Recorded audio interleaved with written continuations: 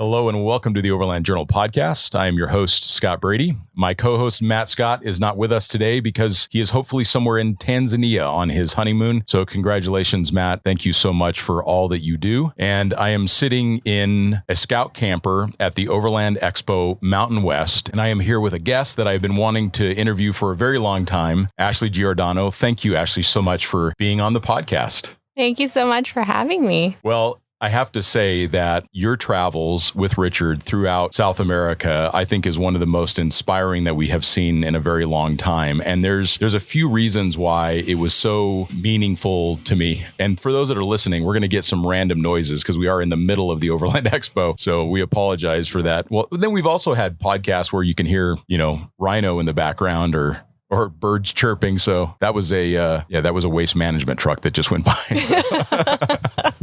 So hopefully that's the end of that. But one of the things that I loved so much about your travels was you picked a very accessible vehicle that is also very appropriate for the task. So I think oftentimes people will pick a vehicle that kind of looks the part of adventure, yours very much did look the part of adventure, but they will pick the vehicle that maybe they think is the one that they need for travel. Whereas a simple, reliable pickup truck is oftentimes exactly what you need to go travel the Americas. So I think that your trip down there, the photography that you guys produced, it was kind of the first that we had seen of a North American traveler that was doing a great job of telling their story and a great job of documenting their story. We hadn't seen a lot of that until you guys started traveling. So that was, I think, the first high water mark that we saw around content and storytelling. And that was when I first started following you guys. So that was very inspiring. So start to tell us a little bit about how you got interested in travel. Oh, yeah.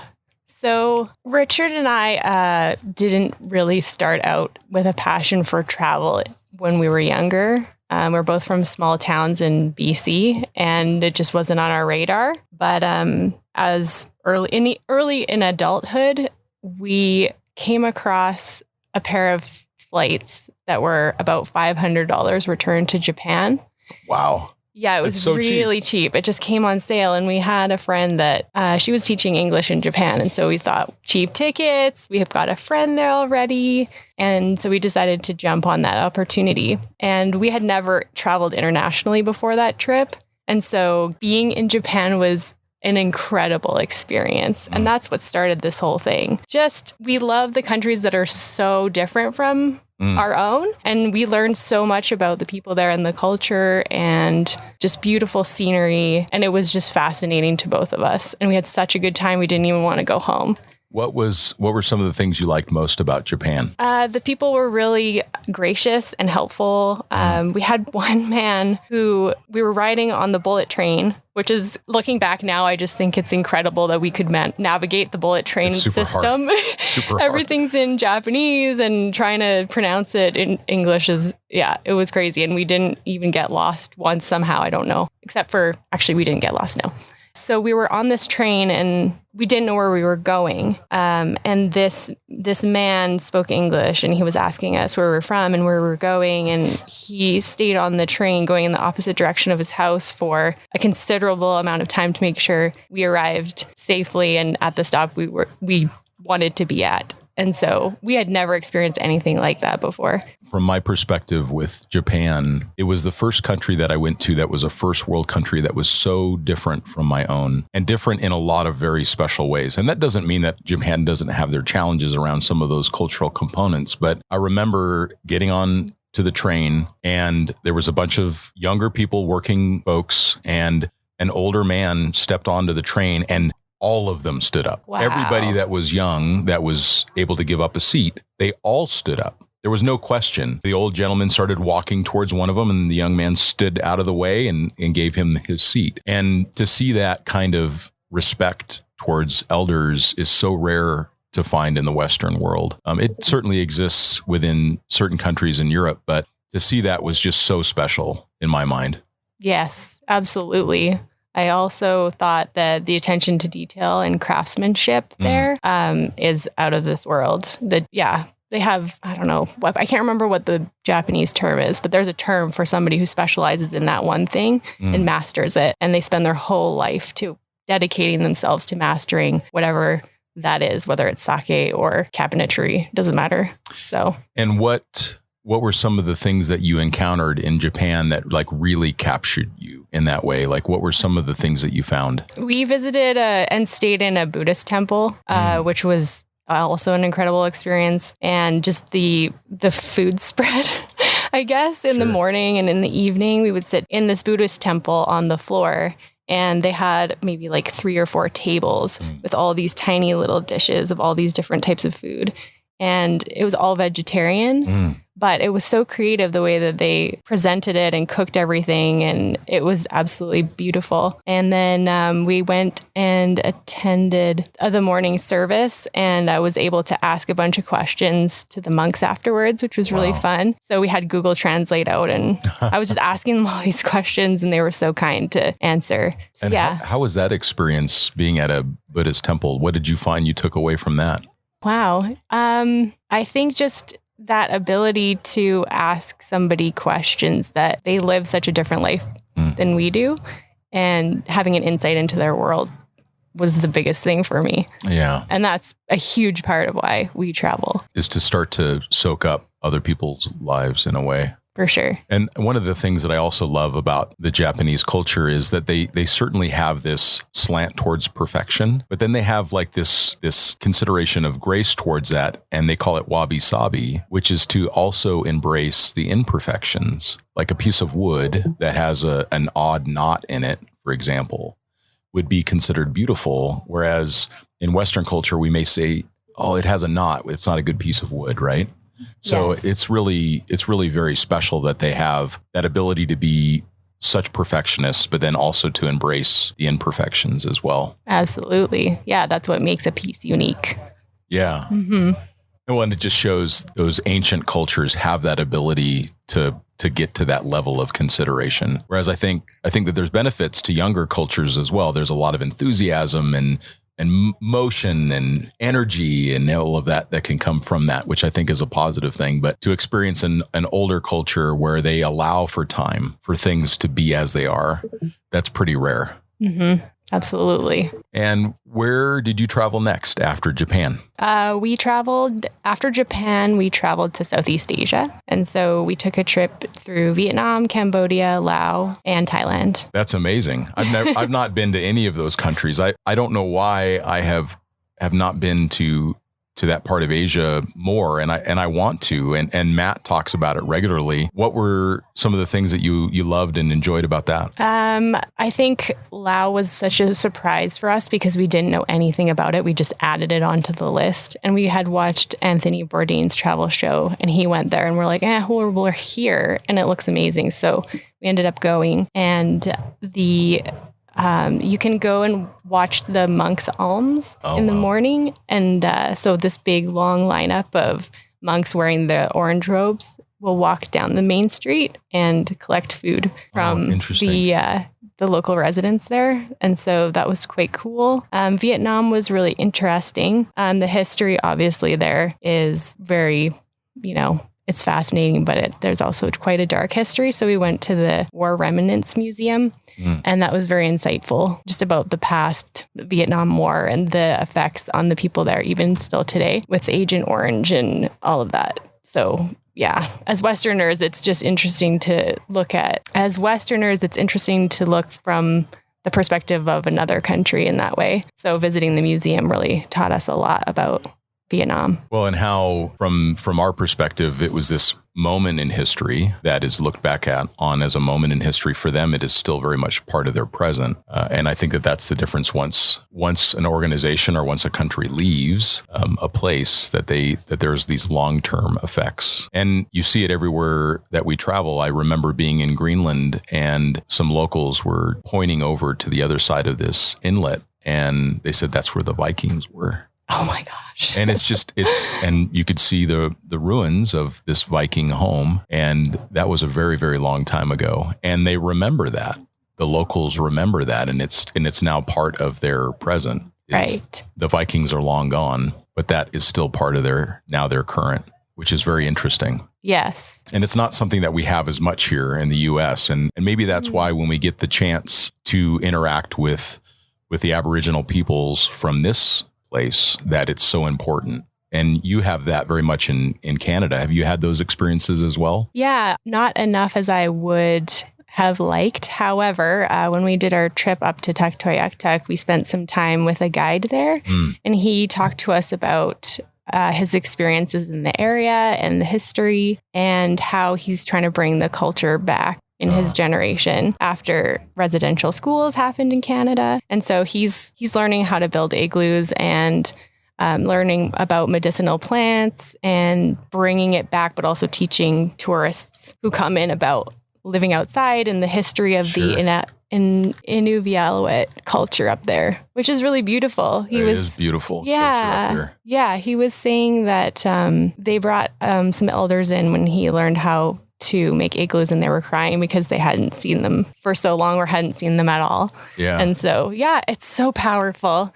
And I was really fortunate to have that experience and have that chat with him. Well, and the two of you went at the right time, because now that the summer road is there, that is such an opening for Tuktoyaktuk of visitors. Before that, you would have to fly in, or you'd have to take a long boat trip, or you'd have to go in the wintertime on the frozen river. And they just didn't get very much visitors. And when the first time that I traveled there was in spring of 2007, and they had not seen hardly any tourists. And so we started interacting with the locals, and this gentleman was very proud of the things that he had done, deservedly. He was a traditional polar bear hunter. So he would go out with his dogs and a spear. He would have no gun. And to him, that was this acknowledgement of his past and of his culture, and that he chose to not hunt with a rifle because he wanted to be as close which is what he said. He wanted to be as close as possible to his ancestors. Wow. In that process. And I'm thinking, this guy's amazing. I mean, not that I would ever want to kill a polar bear, but I understand why they do. And it's part of their culture. Yeah. And he brings out this polar bear hide and these polar bear gloves, and it made a huge difference for his family. That was worth a lot of money, and it also allowed him to gain status in his community. And wow. So it was very interesting to see. And then the next time that I went, which was in 2016, there was already like little condos that you could rent, like little Airbnbs. So that not very long, at 10 years, and it had changed so much. Yes. Yes. How was that when you went to Tuktoyaktuk? What did you experience when you were up there around kind of infrastructure? And it was a really weird situation when we were there because COVID-19 had become a pandemic at that point. But it was very, very early in North America. And so we literally just drove up from Inuvik in a day. And we went to the Arctic Ocean sign, and took pictures, and went back down to Inuvik again, because I think the local people were concerned at that time. And so we didn't want to interact with anybody or talk with anybody. We wanted them to feel comfortable. And so we'll have to go back up again, because we were just there and then unfortunately left. But yeah. Well, but that was very thoughtful of you to do that too, because a lot of those communities were at higher risk, and they're also so remote. Yes. That when you need that medical support, it's difficult to get people out of there. So that makes a lot of sense. And they probably, shortly after you were there, they probably shut everything down, I would think. Yeah. Yep. Outside travelers, I would suspect. Yes. Yeah. Mm-hmm. And what other things from that particular trip? I know we're jumping around a little bit on the timeline, but since we're talking about that was the solo series with Expedition Overland, and you guys did some great content from that. In fact, we had your story in Overland Journal, and we also had then Clay and his team put out your video series, which was excellent. So those that are listening, please make sure you take a look at the solo series featuring Ashley and Richard on their trip up to Tuk. So, I mean, the imagery was incredible. But what were some of the takeaways for you traveling so close to home? Like the fact that you weren't in another country, you were in Canada, but going to someplace very different. So the trip was very challenging. I would say in some ways more challenging than our trip to South America was, which was kind of surprising to us. But the weather was just, it was what dictated our travel, because we did it in the wintertime. And so that it just changes everything. as you know, you did that trip in the winter as well. The one thing we love is to live outside. And so we were sleeping in Expedition Overland's Tacoma with the AT habitat on it. And we were always like battening the hatches down, obviously, because it's winter time. So it felt like we were in a spaceship, which is cool. But also we want to take the covers off and open the windows and see the trees and the scenery. And so that was a bit tough. And just it was such a long trip. It's so far north. I think we determined that we could have driven to Mexico City from where we were instead if we went south. It's crazy how far away it is. So far. So it's a lot of driving. And that's actually, for those that are listening, that's actually the furthest north that you can drive in the Americas is to Tuktoyaktuk. Actually in Canada, the furthest north that you can drive in North America is to Prudhoe Bay, but it's the only place that you can actually access the Arctic Ocean. So a lot of times people will drive to Prudhoe Bay expecting that they can drive their vehicle all the way to the water, and you can't do that. Right. You have to get on like the tourist bus and go out there, and you can dip your finger or do your polar plunge or whatever. But Tuktoyaktuk, because it is so remote, and I think it's actually a better trip. So that's, I think, my conclusion, having done Prudhoe a few times and Tuk a few times, is that every time that I've gone to Tuk, it has been a much more wonderful experience for me, because you get to interact with the locals. It's not this huge oil field. You can actually get the vehicles to the ocean. We were fortunate to be able to get the Expedition 7 trucks to the ocean, but that took a lot of work. It took a lot of energy and interaction with people and permissions to actually get the vehicles to the ocean. Whereas with Tuk, if you drive the ice road, it's this amazing landscape that you get to drive through to go all the way up to the ocean. So it's pretty cool. Yeah, the Dempster Highway is quite spectacular. We really enjoyed that too. So yeah, but... Did you see any wildlife along the way? We saw a fox, an Arctic fox, which was quite awesome. They're beautiful. Yeah. We saw... Probably 1,000 ptarmigans. Yeah, definitely. I think we saw a moose or two and... Any muskox? Yeah. They're totally like out of Star Wars. They're so awesome. There's one section that... Well, we've been up to Whitehorse twice in the winter. There's one section of the highway that we always see them. And that was quite cool. And they're just sitting around and they've got all this snow in their fur and they're so hardcore. But yeah, they're pretty fun to watch. They're so unusual. That's what I love about them. They're so cool. Yeah, they're really, really neat. And the first time that we drove up there, we had gone through Eagle Plains. And they just, because again, there was like so few tourists, that the locals were in communication and they knew like when the road was going to close and all that. And we didn't know. And the road was actually closed. They just forgot to close the gate. So off we went like, north into a total whiteout where we were going 5 miles an hour, going from post to post to try to see. And we get to the other end and one of the locals was there at the closed gate in the north. He's like, said, I was hoping we'd see you. Oh my gosh. And what was really fun though, they took it very well. And they said, the road was closed. We know we didn't close the gate, but please make sure you check in before you go across. And he said, but go up into the top of the hill and you'll see the wolves on a caribou kill. Oh, awesome. And so I start running up to the top of this hill and I'm almost at the top and I'm thinking, what am I doing? Why am I running towards the wolves? Fair point. And I get to the top and sure enough, there was they were giant. I mean, they looked enormous to me, wolves. Yeah. And they were very far away still, hundreds of meters away.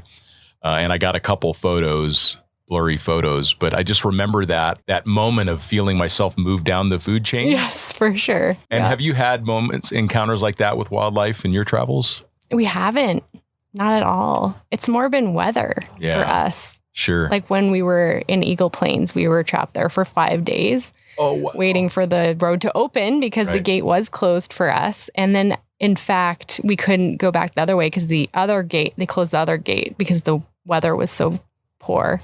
And then in Inuvik, it was the same thing. We were there for quite some time, just waiting for the road to open again. That one pass is just, it's pretty hardcore with weather. So yeah, it's more weather problems that we had on that trip. And it's so fun because when they finally open the road and then you got these huge, snow, it's basically like driving on the dunes of snow.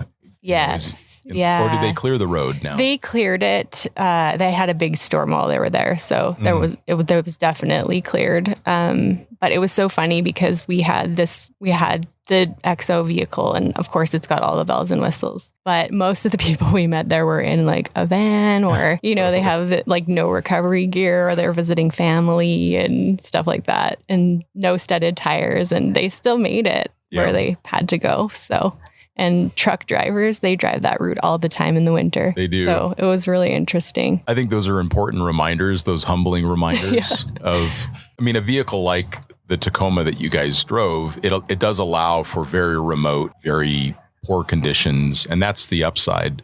But oftentimes, even when you think you're on an expedition in a way, here comes like the mom and her kids in the minivan because they're just trying to get to school or they're trying to do whatever. And Matt and I talk about that a lot of, you could be in the middle of Africa. Like I was in the middle of Uganda and I was in low range in the G-Wagon and thinking and then here comes the locals in the Tercel. Yes. And but I love that because it just brings me back to the fact that it feels like I'm in this other universe, but for them, this is their day to day and it's just not a big deal. And that the more that we let go of feeling that we have to be prepared for everything, the more it opens us up to experiencing things truly at a deep level, because then you become a little more dependent upon the local resources and you go shopping where the locals shop. And the more that we open ourselves instead of closing ourselves up in a vehicle, the better, I think. Yeah, I think you want to have control of what's going on. And as soon as you kind of give up control and start saying yes to things or accepting a road closure for 5 days, that's kind of where you learn a lot. So being in the Eagle Plains Hotel for 5 days, there's only so much you can really do there. So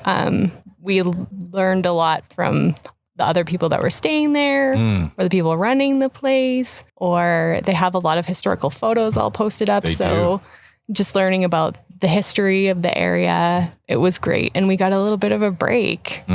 We had to embrace rest. So that was quite important. It can be rare for us to have those moments of stillness when we travel, because we're always I can oftentimes be so goal focused that I'm pushing towards whatever it is that I'm trying to get to. Having those moments like where you're stuck for 5 days. So did you find yourself reading a bit or?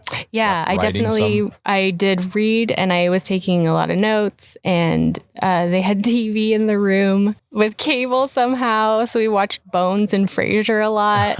And there was a little bit of not cell service, but you could pay for like Wi-Fi. And so we would go on, but not very often because it was pricey. Yeah, it was interesting. And different, right? Very different. So let's go back a little bit, and we're going to go back in time a little bit. So you go to Laos, you go to Vietnam, you go to Thailand, and at this point you're still traveling by air. When did you start to travel by vehicle a little more? So all of this traveling that we did was all during our vacation time. So I think that's important to bring up too. With our jobs, I think I had 3 weeks of vacation time as a paralegal at that point. And then I would ask for an extra week unpaid. And they always said yes, because I wasn't staying in town. I was going somewhere abroad. Right. And so they were like, sure, go for it, which was amazing. I don't know how common that is. So I was really grateful for that. Anyways, so the next trip we went on was Israel, Jordan, and Turkey. And that, I think, was the trip that put a little kind of seed into our head, because we traveled through Wadi Rum in Jordan in the back of an old Toyota pickup truck with the local Bedouins. And so that was like a little bit of an introduction into overland travel. And then we saw a sticker for, what's that overland company name? They've got those huge trucks. Yeah.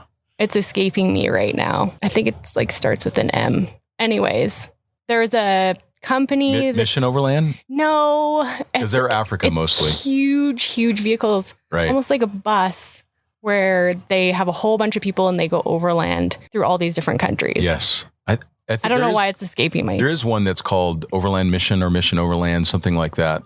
And then there's a bunch of them. Right. Okay. I guess it doesn't really matter what it is, but we saw a sticker in Turkey at a hostel. And we're like, what is this? And so we started looking into it. Then we got home and we were living in Vancouver at the time. And unbeknownst to me, Richard had been reading some blogs about traveling through the Americas in old Toyotas. Nice. And so Land Cruising Adventure was one. Home on the Highway. They're amazing. Yeah. Home on the Highway, Land Cruising Adventure, and Ruined Adventures, and The Dangers. They didn't travel in a Toyota, but they had that really old VW bus. So he was reading all of those blogs online. So we had this impression of overlanding as, you take an old Toyota or an old vehicle and you travel the Americas. We had no idea about vans. We had no idea about any of the other types of vehicles. Anyways, so at that time we were working desk jobs and doing our side hustles, and we just got burnt out. Because we started looking at our life and we're like, we're not having any fun. Like, we're not doing anything that fills us up. It's all work. And we knew that we had to make a change. And that was really hard because we had to pull out the programming. Like, we are kind of conditioned in life to be like, okay, this is what you do. You go to school and then you go to university and then you get married and then you have kids and then you buy a house and then you get a dog. Right. And then 60 years goes by and you think, I haven't done anything I really wanted to do. Right. And so I think that realization was actually really hard. And making the decision was really hard because we thought, we're doing the responsible thing. We're working and this is just what you do. And to pull out of that was hard. But we knew that we had to do it and shake things up because we were still in our early 20s and we thought we should just do it. Let's do it now. So the blog posts were basically what inspired us to go. And we only really thought we were going to go to Panama. So, yeah. And is that kind of what inspired the name, kind of going from the desk? Yes. Yeah, got it. That's great. Yeah. Yeah. We had watched Dust to Glory about the Baja 1000 race, the documentary. And we're like, this is kind of an interesting name, but we're going from our desk to glory. So that's great. Yeah. Those that are listening, you can follow their adventures at Dust to Glory. And you guys still have your website too, right? Yeah. So great Instagram page as well. So go check that out for sure and see all the places that they've been.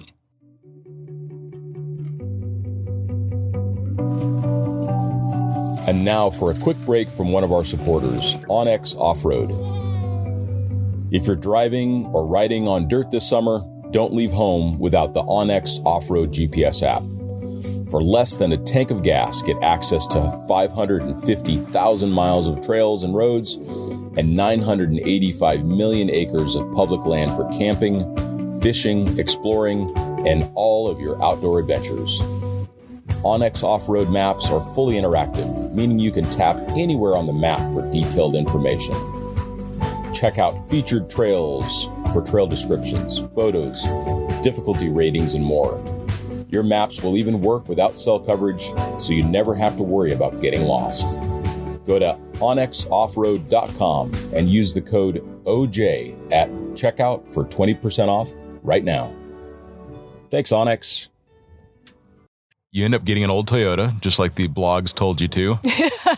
And you start heading down through the Americas with the goal of just going to Panama. So what changed between there and Panama that made you want to go further? So we got on the road and we absolutely loved what we were doing. And we met all these people that were going north or south on the Pan American Highway. And they're like, you have to go to South America. And we were doing some research about it. And I just saw the scenery and we knew that we loved the mountains. And so we decided, why not go all the way? But unfortunately, when we planned the first phase of the trip, we left after 4 months, and that's not a lot of time. And so we kind of were scrambling to get ready. We threw the vehicle together quickly, and we didn't really prepare financially. So we had a little bit saved up. We decided to park the truck in Costa Rica for a year and go back to work and fill up the bank account. Gotcha. Yeah. So then you went back and you made it all about putting dollars in the bank to go travel again. Yes. And we learned so much about the first half of we learned so much from the first half of the trip that we were great at not spending money. And so we knew we had a goal that we wanted to get to South America, and we rented a 900 square foot apartment, and we just made sure that we didn't spend money on hardly anything at all. And it paid off because we were able to do the second half of the trip. And did that, because you wanted to travel again so much, talk a little bit more. I think that'll be interesting for the listeners. How did you kind of construct your life to maximize the ability to save? So talk maybe even in a little more detail about the things that you guys decided to do different to save money. Well, first of all, we knew per day what our budget was on the road. So we could say, well, I could buy such and such, but that will cost us 4 days on the road. So when we went, we would still go out for dinner with friends occasionally, but we would split a meal, no appetizer, no drinks. We still got out every weekend to go hiking, which was great. And I think that was important for us to get out of the city. So we just prioritized. So that gas money was really important to us to be able to sort of enjoy our time when we were back. So we made it a priority and just accepted that. Vancouver is a really expensive place to live, and even more so now. So we looked for one of the cheapest apartments we could find and convinced the lady who owned it that we would be okay living in a tiny little apartment. She was like, "This is for one person only, really?" And so we showed her our pictures of us living in a rooftop tent. And she's like, "Okay, this will be fine." That's great. Yeah, it was pretty funny. That's such a great idea to understand how much money you spend a day when you're traveling, and then recognize that when you don't spend that $60 or $70 on dinner, you've given yourself X number of days on the road. And maybe that's worth fleshing out real quick for those that are listening. Typically on a motorcycle, you can plan somewhere between, I've seen it as low as $27 a day. Stefano Melgrati from Italy rode a 250 Yamaha around the world, and he got down to $27 a day on average. Some days much less than that, but his average for his whole trip was that, including food and fuel. But typically the motorcycles come in between $30 and $60 a day. And then the vehicles, the four-wheel drive vehicles, typically come in between $50 up to $150 a day. But what did you guys find that you were able to, in a Toyota, and that had a 4-cylinder, right? So it got a little bit better gas mileage. Is that maybe a little bit? Yeah. So what did you find that you guys came in at per day when you're traveling in the Americas? So it ranged from about $75, and then in the US or Canada, it was closer to $100. Right. Yeah. So it did vary quite a bit. And Baja was quite inexpensive for us, and so was Ecuador. So it just depends on the country you're in. But I would say, so on average? Yeah. Let's say, I think we were about $78 a day on average. Well, as I recall, you guys did a great job of actually recording a lot of those expenses, and you've even done some articles for us around like the cost of doing these trips. And for those that are listening, like what an interesting way to look at how you spend money every day in your day-to-day life, and recognizing that new iPhone, $1,000, $1,200, that can be a couple weeks of travel. And maybe the old model is just fine to be able to facilitate our goals of seeing the world. And I think that that's such an important reminder that you've just given me also today, is just remember that everything that we spend money on that doesn't go towards our goals or towards whatever version of a rich life that we want to live, that stuff costs us in some other way. We've gained maybe a new widget, but we've given up something else in the process. And also staying debt free too. I have found that in these conversations that I have with travelers, the most common facilitator towards them seeing the world is not being in debt. And maybe a house would be something that you could consider outside of that, because it's something you could rent or Airbnb while you're gone. But it seems to be in general that having little or no debt really facilitates seeing the world. For sure. I would say we did not do that, but I wouldn't change it. Yeah. For the past. I would have done it over and over and over again. Sure. However, the next journey for us, we want it to be more sustainable. So we've made life changes to be able to work online so that we don't have to keep going back home. Yeah. Well, that's an interesting question then. How are Richard and you focusing on creating either businesses or jobs that facilitate you working from the road? And I think people will find that interesting to how you make it sustainable, how you sustain traveling around the world while you're working. Yeah. So we're pretty green at this whole thing right now. However, I was a paralegal and I did some nutrition consultation on the side, and Richard was a mechanical engineering technologist and he did wedding photography on the side. And so we kind of switched our skill sets a little bit and started on kind of like the media side. And so Richard's running some social media accounts and doing photography. And he works with Expedition Overlander a bit, right? Yeah. So we've both been on the team for quite some time. So I'll do copy writing for their newsletter and for their blog. And we've both been on trips with them. And then Clay and Rochelle are amazing. Yeah. Amazing humans. Yes. They've given me, so Clay and Rochelle have offered both of us incredible opportunity to, I guess, improve our skills in so many different areas, from Rochelle teaching me how to drive off-road to giving me the opportunity to put blog post material together and trusting me to do that. And so we're really grateful for that. And even taking off on that solo trip, they trusted us. That's a big, and filming it and everything. We felt pretty honored that somebody would trust us to take that to the next level for us. Gained a lot of skills. I think also Richard and I wear a lot of hats. And so I run some social media accounts as well and do content writing for some overland companies. And then you guys at Overland Journal and Expedition Overland, Expedition Overland, Expedition Portal, Overland Journal. Yeah. Anyways. All the Overland, all the expeditions. Yes.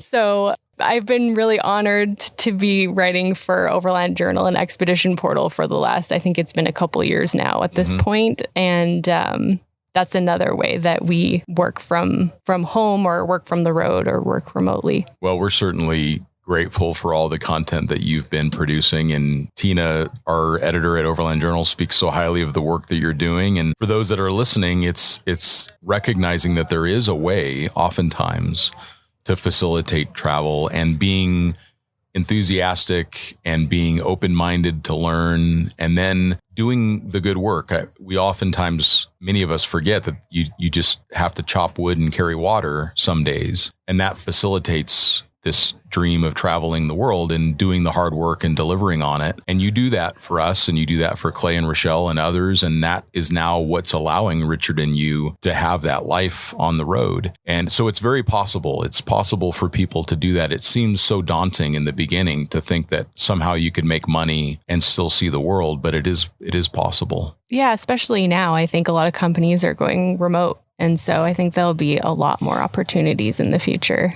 Yeah, most of our employees can work from home or work from the road, and I don't care where they deliver the content from or do the work from, as long as they chop wood and carry water. That's it. That's what we really need to do, is just spend the time. In fact, right now we're recording a podcast in a Scout camper that I've been driving across the country. And so it's totally feasible to run a business or contribute to a business from the road now. And I think that the technology will just continue to improve to allow us to do that.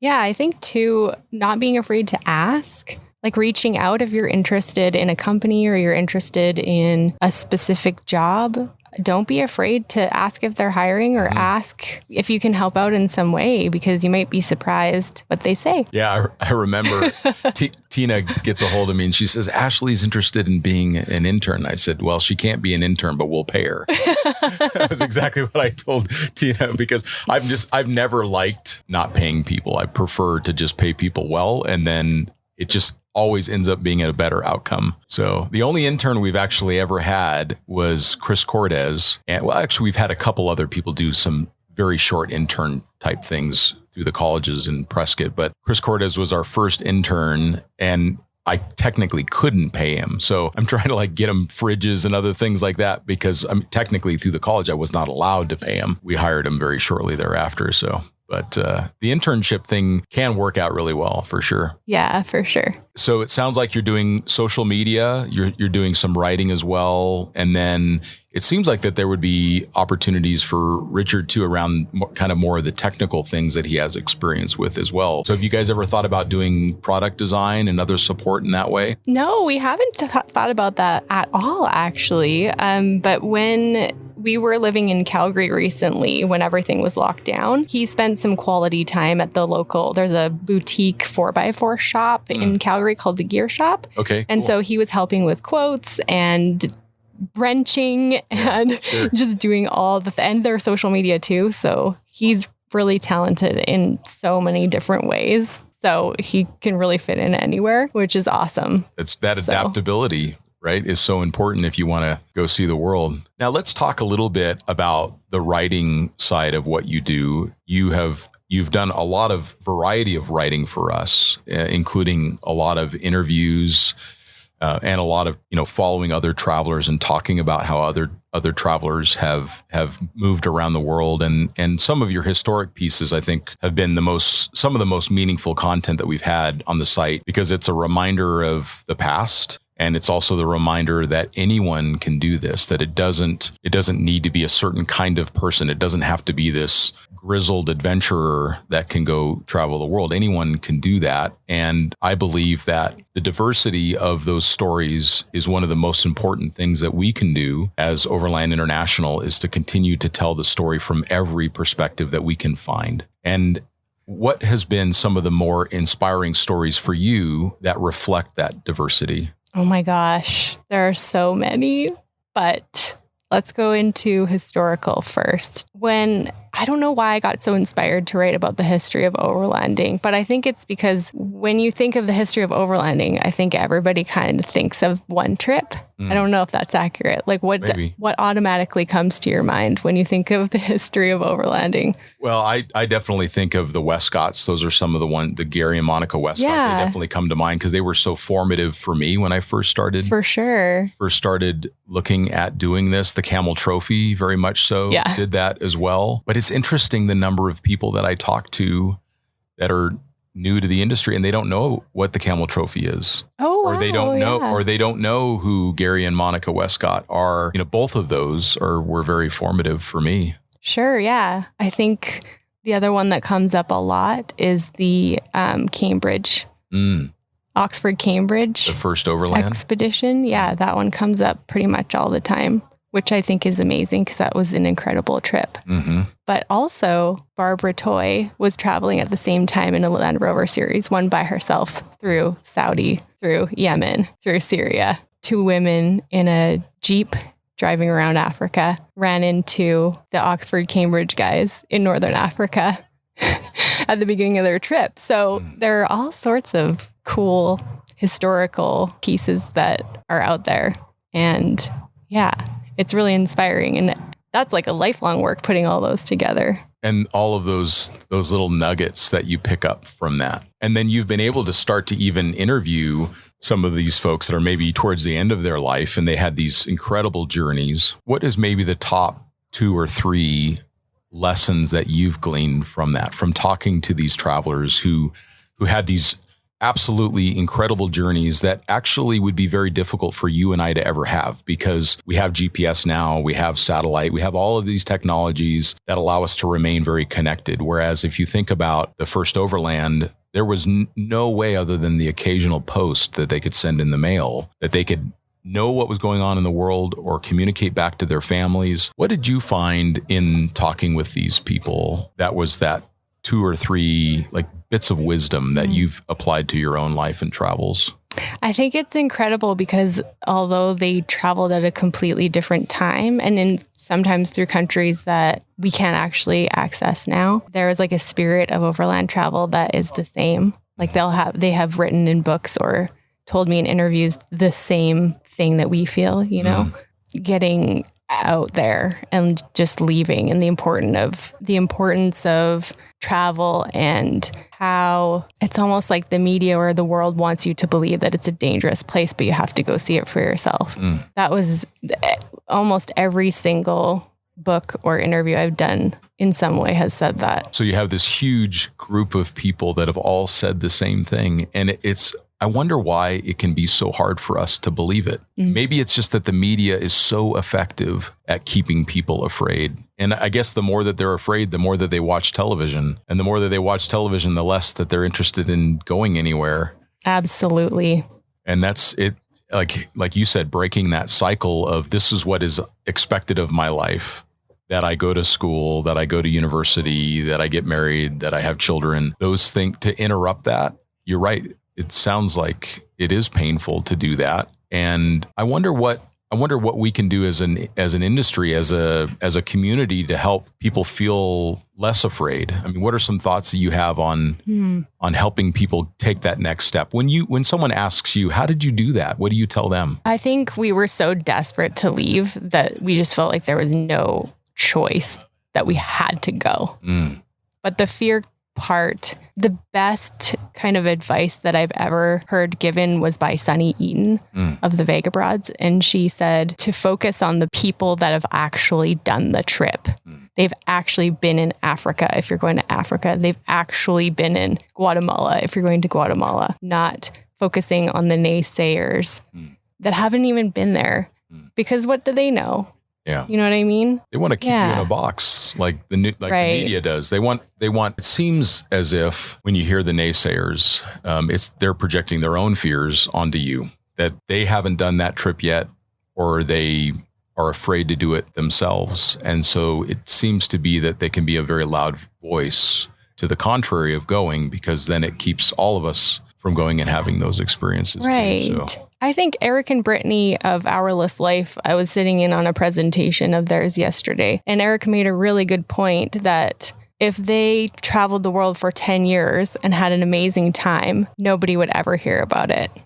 But if they got kidnapped or, of course, they would make the news. Yeah. So how many travelers out there, and there are a lot of them, you never hear about them. You never hear their story. You never hear like all the positive things that are happening. So, and that's been the general consensus in people that I've talked to, is they've all had these very positive experiences. Yeah. And it doesn't mean that you don't have a couple bumps along the way. No. Those things absolutely happen, but they happen in real life. They happen in, real life. They happen in day-to-day life as well. People get their car stolen and people get robbed in downtown Vancouver. 100%. Oh yeah. And I think about parts of Phoenix that I wouldn't want to go to. But maybe it's because those things are familiar that they don't seem so scary. Yes.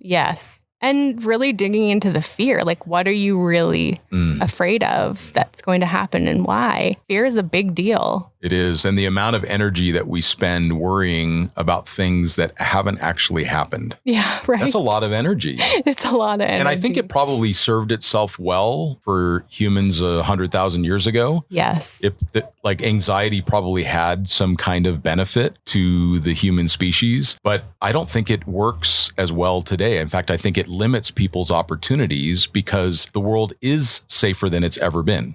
Statistically, there's a great book called Factfulness that actually goes into the actual statistics of the world being way safer than it has ever been, way more peaceful than it's ever been, way less death than there's ever been. People are healthier in most ways than they've ever been. We believe, because of what we see on the news, that it's the exact opposite, that it's the most dangerous time and it's the most divisive time and it's the most unpeaceful. And none of that is true. The truth is that the world is a very safe place. And once we believe the facts and once we do the research and we look into the facts, then we're not so anxious. And I think that as a community, the more that we can encourage each other and say, I haven't been there, but this is a person that I know that did go to Guatemala. Yeah. And you should talk to them. I think that would be a way to change the script instead of saying, oh, I don't know. Yeah, that seems so unsafe. They have so many kidnappings there or whatever. Mm-hmm.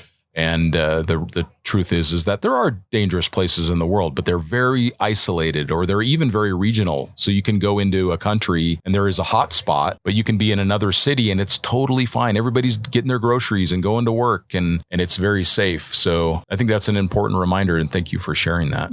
Yeah. We tried to be really intentional when we were traveling, that we weren't on the defense. We were always very open and always smiling and always... You are Canadian. Very open. Yeah. Oh, that's wonderful. When you're looking at going forward, talk a little bit about where you want to go next and what some of the goals are for your upcoming trips. Oh my gosh. So we've been just dying to do the Silk Road. We were going to go in 2020. I have had an Excel spreadsheet already with, visa requirements and this and that and Kyrgyzstan and Kazakhstan. And oh my gosh, I'm in love with the history of that part of the world and the route and just everything about it. And I can't wait to go when the time is right. But yeah, unfortunately, I don't think it's going to be happening till I don't know when. I'm not sure, but that's our goal. And I think if we can get the truck to Europe, even just as a starting point, part of me is like, whatever, I'll just stay there until the road opens up. It wouldn't be so bad, right? Right.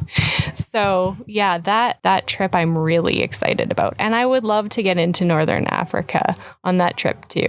That's the thing about the historical stuff, is I just keep reading about all these places and keep adding them onto the list. So yeah, we're also interested in the Middle East again. So if an opportunity came up flying by, sure, we would do that too. So we'll see what happens. We're excited to find out. Well, just getting the vehicle to Europe, like you talked about, then you've got a bunch of options to go. And maybe you start moving east and surprisingly things can open up, and you make it to Turkey, and then you go from Turkey into Georgia, and then you're like, oh, Azerbaijan's open. So then you make it to Azerbaijan, and then, the Caspian Sea ferry is open again, and Turkmenistan is allowing people in. And the next thing you know, you're moving your way across. Exactly. And then you've got options for there. I mean, Iran it was the one regret that I had from the Silk Road, was not having the courage to just do it and go into Iran. And I missed that opportunity on that trip, and I wish that I had done it. So yeah, I would love to go. And I think as Canadians, we can get in if we hire a guide. I don't know, since COVID, obviously I don't think we can get in right now, but I haven't been keeping tabs on it. But pre-COVID, that was what we were thinking we would do. So we'll see. Well, that sounds amazing. Share to the listener how people can follow your trips, Richard, and your trips, where you guys are on all of the social interwebs, and so that they can follow you. Sure. So our website is desttoglory.com, and I wouldn't say it's kept up regularly right now, but if you are looking in for any Pan-American content, we have done a lot of blog posts, so there's a lot of information on there. And then on Instagram, Desk to Glory, and my personal one is Desk2Glory_Ash. Same with Facebook. And we do have YouTube, Desk to Glory, on there too. And we're hoping to update with more videos as we hit the road. So. Oh, that'll be amazing. Since I know you're a voracious reader, and this is one of my most favorite things to ask. This is an entirely selfish ask that I do in almost every interview because I like to read. Talk to me about your top couple favorite books. So I was thinking about this last night because this is such a hard question for me. And I don't think I have top favorites, but I'll tell you what I've been reading recently. Let's do that. That sounds great. So the one recently that I really enjoyed is called Quiet, and it's about differences between extroverts and introverts and how the loudest room in the voice isn't necessarily the one with the best ideas. Sure. So yeah, the author, she also has a TED Talk that's really good, and it'll kind of summarize the book if you don't want to read the book. But I highly recommend the book too, because there's a lot of really good studies and personal anecdotes. So yeah, that's a great one. I really like Russian spy books. Sure. So Agent Sonia is one I've been reading recently. Cool. About she was a communist Russian agent that was quite instrumental in I think it was World War II. Yeah, World War II. And is this fiction or nonfiction? It's nonfiction. Wow, great. I love nonfiction. Yeah. So she traveled all over the world, and she was under this guise because she had a couple kids. And so nobody suspected this woman with a family to be sending intel back to Russia. Interesting. Yeah, it's quite good. What else? When I was younger, I really loved Rebecca by Daphne du Maurier. It's fiction. It's like a gothic novel with a lot of twists and turns. And there's a movie on Netflix now, but I would highly recommend the book over the movie. It's better. Oh, thank you for the book recommendations. I always love them. I'm going to check out Quiet. That sounds like a great read. Yeah. Probably a nice one, even in the as an audiobook while you're driving. Yeah, for sure. That. And then is there any other travelers that you've been following recently that are particularly inspiring to you that other people could check out? Oh my gosh, there are so many. I mean, Richard and I always go back to Grizzly and Bear because they've been everywhere. And they're also avid climbers and hikers. And we love overlanding because it takes us to those places where we can get out of the truck. We really appreciate the footage of them hiking or climbing. Sure. Oh, that's excellent. Yeah, they're great. Well, thank you so much, Ashley, for being on the podcast. And for those listening, Ashley has developed this fantastic way of interviewing overlanders from the past and currently traveling around the world.